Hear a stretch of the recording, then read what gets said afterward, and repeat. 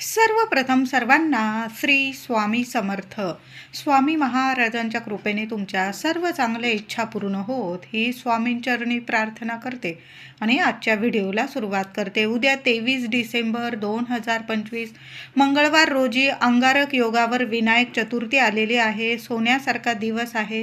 सर्वांनी गणपती बाप्पांची सेवा करायची आहे. तसं तर आपण रोजच गणपती बाप्पांची सेवा करतो, पण जेव्हा संकष्ट चतुर्थी येते, विनायक चतुर्थी येते आणि जेव्हा ती अंगारक योगावर येते ना, तर केलेली सेवेचं जे आपण सेवा करतो गणपती बाप्पांची, त्याचं 1000 पटीने आपल्याला फळ गणपती बाप्पा देत असतात. पुढील वर्ष सुख समृद्धीचं यावं, आपल्या सर्व इच्छा गणपती बाप्पांनी पूर्ण कराव्या. जे काही संकट असेल, त्रास असेल, दुःख असेल, पीडा असेल, त्यातून आपल्याला मार्ग मिळावे, गणपती बाप्पांची आपल्यावर अखंड कृपा राहावी, आशीर्वाद मिळावा बाप्पांचा. म्हणून उद्या सर्वांनी लवकर उठायचं आहे. अंघोळीच्या पाण्यात किमान 5-5 दुर्वा का होईना, लहान मुलांपासून मोठ्यांपर्यंत अंघोळीचा हा उपाय जरूर करा. जे काही शारीरिक मानसिक त्रास असतील संपूर्ण नष्ट होईल. कोणी शत्रू विनाकारण त्रास देत असतील तर गणपती बाप्पांच्या कृपेने तो शत्रूसुद्धा संपून जाईल. म्हणजे त्याच्यातलं शत्रुत्व, मनात जे शत्रुत्व असेल ते सुद्धा संपून जाईल आणि तुमचा चांगला मित्र बनेल तो. तर उद्या अंघोळीचा हा उपाय जरूर सर्वांनी करायचा आहे. नंतर गणपती बाप्पाची मूर्ती प्रत्येकाच्या घरात असतेच. ताम्हणात घ्यायची आहे. छान गाईचं दूध येत असेल, पुडीचं जरी येत असेल, तापवण्याच्या आधी कच्चं दूध काढून घ्यायचं आहे आणि त्या दुधाने आधी स्वच्छ पाण्याने, दुधाने, पुन्हा स्वच्छ पाण्याने किंवा पंचामृत तयार करत असाल महिलांनो, दादांनो, तर छान असं पंचामृत तयार करायचं आहे. दूध घ्या, दही घ्या, तूप घ्या, मध घ्या, साखर टाका आणि थोडं का होईना पंचामृत तयार करा. आधी पाण्याने, पंचामृताने आणि पुन्हा पाण्याने असं स्वच्छ गणपती बाप्पाला अभिषेक करायचा आहे. अभिषेक करताना ओम गण गणपते नमः, ओम गण गणपते नमः या मंत्राचा जप जरूर करा. किंवा मंगलमूर्ते विघ्नहरा दुरितनाशका कृपा करा, मंगलमूर्ते विघ्नहरा दुरितनाशका कृपा करा या मंत्राचा जप. तुम्हाला जो मंत्र आवडतो ना गणपती बाप्पाचा, तुम्ही नित्य नियमाने रोज जो मंत्र जपत असाल त्या मंत्राचा जप करा. किंवा तुमचं अथर्व शीर्ष जर पाठ असेल तर तुम्ही अथर्व शीर्ष बोलत सुद्धा गणपती बाप्पाला अभिषेक करू शकता. किंवा गणपती स्तोत्र पाठ असेल तर गणपती स्तोत्र बोलत बोलत जरी तुम्ही बाप्पाला अभिषेक केला ना तरीही चालेल. छान अशी गणपती बाप्पांची स्थापना करायची आहे देवघरात. तांदळाची, मुठभर तांदळाची रास नक्की करा महिलांनो. मुठभर तांदूळ तुम्हाला वर्षभर धनधान्याला कमी पडू देणार नाही. वर्षभर तुमच्या घरात धन, धान्य, ऐश्वर, लक्ष्मी माता कृपा करेल. तर उद्या सर्व महिलांनी गणपती बाप्पांची स्थापना करताना देवघरात मुठभर तांदळाची रास करायची आहे. तांदळाच्या राशीवर हळदी कुंकू व्हायचं आहे आणि त्यावर गणपती बाप्पांची स्थापना करायची आहे. 21 दुर्वा उद्या प्रत्येकाने गणपती बाप्पांना स्वतःच्या हाताने 21 दुर्वा तयार करा. एक जुडी तयार करा. प्रत्येकाने 4 व्यक्ती असतील, प्रत्येकाने स्वतःची जुडी स्वतःच्या हाताने तयार करायची आहे. जुडी बनवताना तुमच्या ज्या इच्छा असतील ना त्या बोलून घ्यायच्या आहे बाप्पाला आणि उजव्या हातात ती दुर्वांची जुडी घ्यायची. गणपती बाप्पाला हळदी कुंकू अर्पण करायचं आहे. दुर्वांची जुडी हातात घेऊन तुमची जी इच्छा आहे बाप्पाला बोला. दुर्वांच्या जुडीला, मागील देठाला सुद्धा हळदी कुंकू व्हायचं आहे. स्वतःच्या कपाळी लावा आणि इच्छा बोलून तुमची दुर्वांची जुडी बाप्पाच्या चरणी अर्पण करायची आहे. प्रत्येकाने जास्वंदाचं फूल सुद्धा बघा, एक का होईना जास्वंद मिळून जाईल तुम्हाला. जास्वंदाची फुलं बाप्पाला अर्पण करायची आहे. त्या जास्वंदाच्या फुलावर किमान 21 किंवा जेवढ्या हातात अक्षता येतील ना त्या अक्षतांना थोडंसं हळदी कुंकू कोरडंच लावून घ्यायचं आहे. तुमची इच्छा बोलून त्या अक्षता त्या जास्वंदाच्या फुलावर अर्पण करायच्या आहे. सुंदर अनुभव येतील. सेवा चुकवू नका उद्या महिलांनो, दादांनो, सेवा जरूर करा. कितीही कठीण त्रास असेल तुम्हाला, कितीही कठीण इच्छा असू दे, गणपती बाप्पा आहे. इतकी कृपा करतात गणपती बाप्पा. आपण जी सेवा करतो ना, अंगारक योगावर केलेली सेवा कधीच खाली जात नाही. उद्या देवघरात एक अखंड दिवा महिलांनो लावून ठेवायचा आहे। त्या दिव्यात एक कापराची वडी टाका, 2 लवंग टाका, चिमूटभर हळद टाका। दिव्याची हळद कुंकू वाहून पूजा करायची आहे।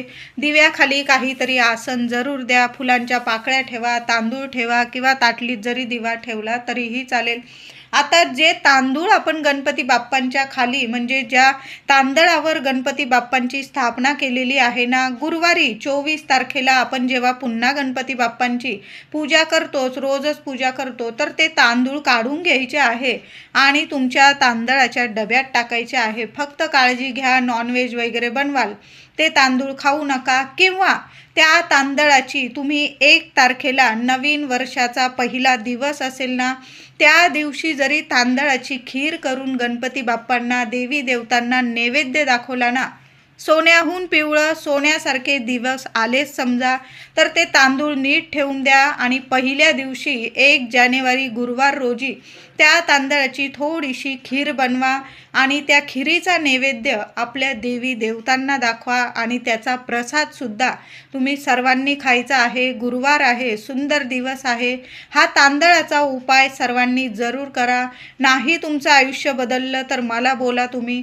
इतकं सुख समृद्धीचं पुढचं वर्ष जाणार आहे। तुमच्या सर्व इच्छा तुमच्या गणपती बाप्पा नक्कीच पूर्ण करणार आहे। तांदूळ आणि त्याची खीर जर आपण बनवली ना, तर खूप छान मुलांच्या सर्व इच्छा पूर्ण होतील। मग शिक्षण असो, नोकरी असो, लग्न कार्य, संतान प्राप्ती, ज्या पण इच्छा बोलत आहात ना, घर दार, गाडी बंगला, नोकरी हवी तशी नोकरी, पगारवाढ, प्रमोशन, बदली, तुमच्या ज्या इच्छा असतील ना, गणपती बाप्पा आहे ही सेवा उद्या सर्वांनी जरूर करायची आहे। अखंड दिवा उद्या देवघरात जरूर लावून ठेवा। मुलांकडून सुद्धा सेवा करा।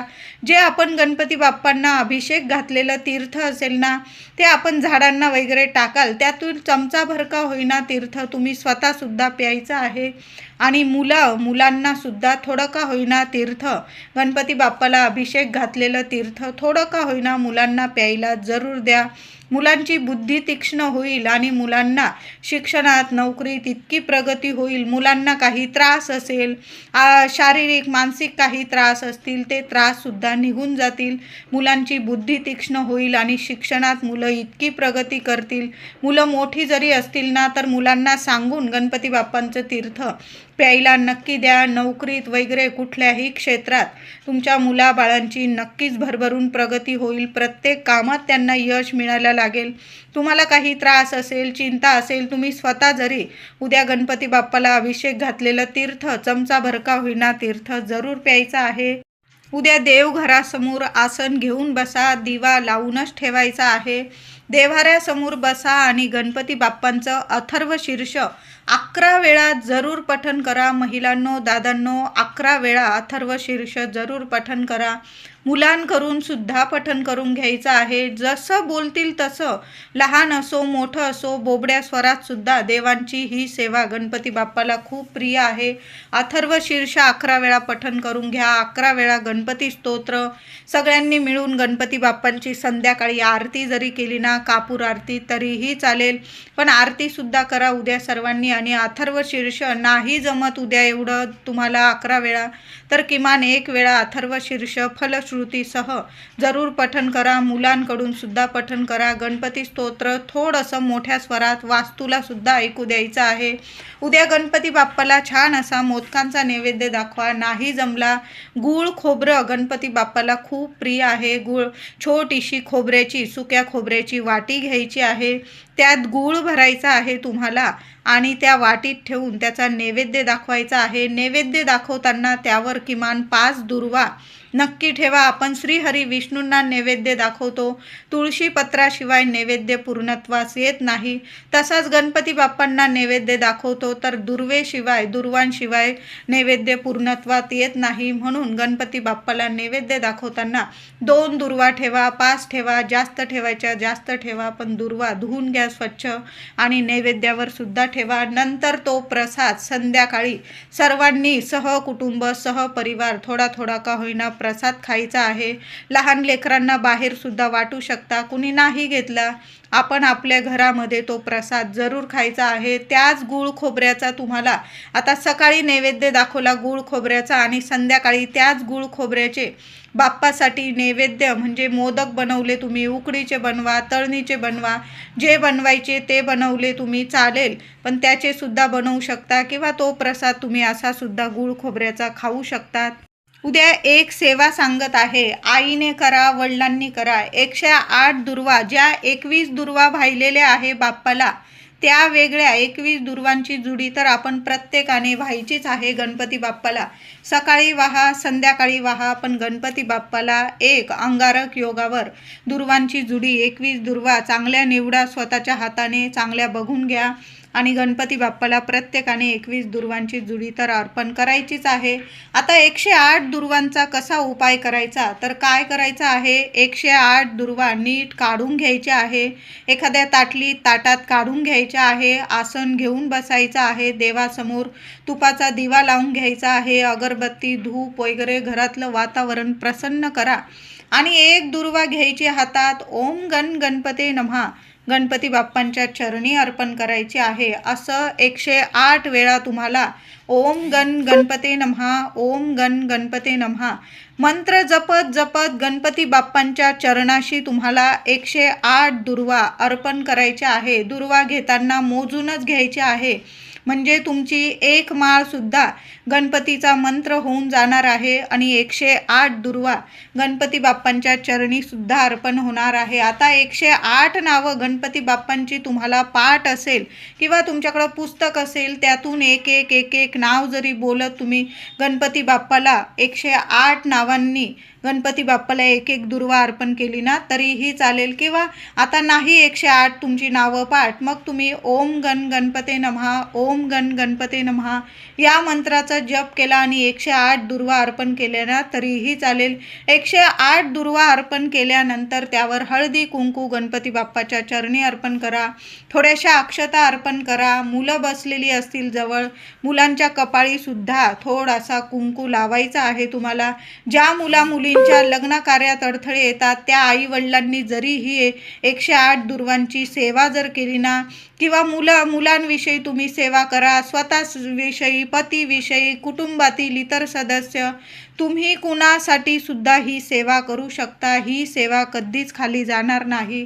अंगारक योगावर गणपती बाप्पाला 108 दुर्वा नक्की अर्पण करायचे आहे, सुंदर अनुभव येतील। उद्या विनायक चतुर्थी, अंगारक योगावर मंदिरात जरूर जा, सर्वांनी जा, मुलांना तर नक्की घेऊन जा, सकाळी जा, संध्याकाळी जा, पण मंदिरात जरूर जा। मंदिरात जाताना बाप्पाला आवडतात दुर्वा, मोदक, फूल, जास्वंदाचं या सर्व वस्तू बरोबर नक्की घेऊन जा आणि जाताना एक नारळ, महिलांनो एक नारळ जरूर घेऊन जा। बघा, शेवटची अंगारक योगावर आलेली विनायक चतुर्थी आहे, पुढचं वर्ष सुख समृद्धीचं जावं असं वाटत असेल, लक्ष्मी मातेची अखंड कृपा प्राप्ती व्हावी, कारण श्रीफळ गणपती बाप्पाला श्रीफळ एक जरूर अर्पण करा। गोडाचे दिवस येतील, सोन्याचे दिवस येतील, तुम्हाला तुमच्या आयुष्यात जे संकट असतील, पीडा असेल, त्रास असेल, चिंता असेल, दुःख असेल, या जगात कोण असं की जो सर्व सुखाने भरलेला आहे। प्रत्येकाला काही ना काही अडीअडचणी असतातच, पण त्या अडीअडचणी गणपती बाप्पाच आपले विघ्न संकट दूर करत असतो। आपण मागायचं तरी कोणाकडं, तर आपल्या करविताकडंच। तर उद्या विनायक चतुर्थी आहे, अंगारक योग आहे, असा योग पुन्हा पुढच्या वर्षीच मग अंगारक चतुर्थीलाच आपल्याला ही सेवा आपल्याकडून घडणार आहे। तर पुढचं वर्ष सुख समृद्धीचं जाण्यासाठी, गणपती बाप्पांची कृपा आपल्यावर व्हावी, आशीर्वाद मिळवण्यासाठी उद्या गणपती बाप्पाला प्रत्येकाने एक नारळ जरूर चढवायचा आहे, नारळ चढवायचा आहे, नमस्कार करा, दुर्वा अर्पण करा, लाल जास्वंद अर्पण करा, गुळ खोबऱ्याचा नैवेद्य दाखवा, किंवा तुम्ही मोदक नेलेले असतील मोदकांचा नैवेद्य दाखवा, तिथं लहान लेकरं असतील आणि तुमच्याकडून प्रसाद घेत असतील, त्यांच्या आई वडील असतील तिथं, तर त्यांना तुम्ही प्रसाद दिला चालेल।